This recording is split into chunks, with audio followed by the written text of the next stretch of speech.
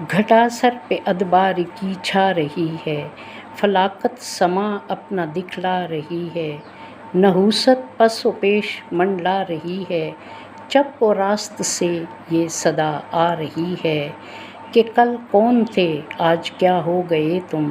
ابھی جاگتے تھے ابھی سو گئے تم، پر اس قوم غافل کی غفلت وہی ہے، تنزل پہ اپنے قناعت وہی ہے، ملے خاک میں پر رعونت وہی ہے، ہوئی صبح اور خواب راحت وہی ہے، نہ افسوس انہیں اپنی ذلت پہ ہے کچھ، نہ رشک اور قوموں کی عزت پہ ہے کچھ۔ جس دور میں شعرائے ہند گل و بلبل اور حسن و عشق کی داستانیں رقم کرنے میں مصروف تھے،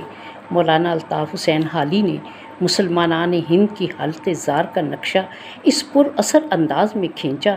کہ سب کے دل دہل کر رہ گئے۔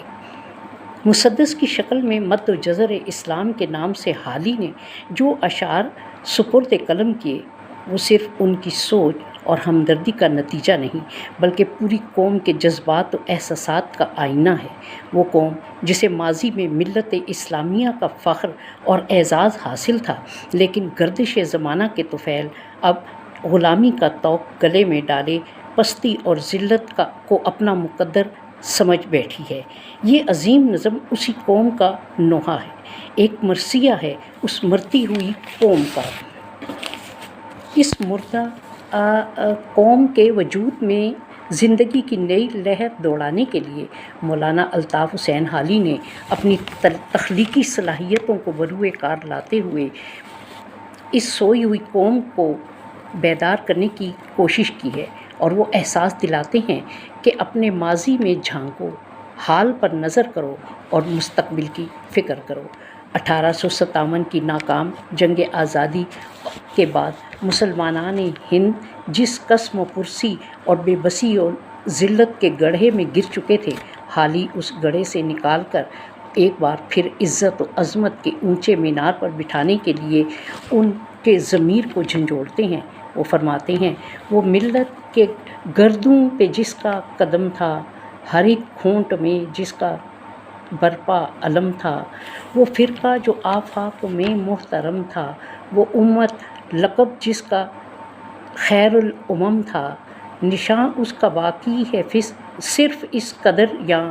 کہ گنتے ہیں اپنے کو ہم بھی مسلماں، وگرنہ ہماری رگوں میں لہو میں، ہمارے ارادوں میں اور جستجو میں، دلوں میں زبانوں میں اور گفتگو میں، طبیعت میں فطرت میں عادت میں خو میں، نہیں کوئی ذرہ نجابت کا باقی، اگر ہو کسی میں تو ہے اتفاقی۔ قوم کی حالت زار کو حالی نے کتنے مؤثر انداز میں بیان کیا، گویا ایک آئینہ دکھایا ہے جس میں اپنی صورتیں مسخ نظر آتی ہیں۔ فرماتے ہیں، ہماری ہر ایک بات میں سفلہ پن ہے، کمینوں سے بدتر ہمارا چلن ہے، لگا نام آبا کو ہم سے لگن ہے، ہمارا قدم ننگ اہل وطن ہے، بزرگوں کی توقیر کھوئی ہے ہم نے، عرب کی شرافت ڈبوئی ہے ہم نے، نہ قوموں میں عزت نہ جلسوں میں وقعت، نہ اپنوں سے الفت نہ غیروں سے ملت، مزاجوں میں سستی دماغوں میں نخوت، خیالوں میں پستی کمالوں سے نفرت، عداوت نہاں دوستی آشکارا، غرض کی دوستی غرض کی مدارا۔ اس مردہ قوم کو دوبارہ زندہ کرنے اور دنیا میں کھویا ہوا مقام حاصل کرنے کے لیے ان خامیوں اور کمزوریوں کا ذکر کرتے ہیں اور احساس دلاتے ہیں کہ تم نے خود اپنی خوبیوں کو خامیوں میں بدل رکھا ہے۔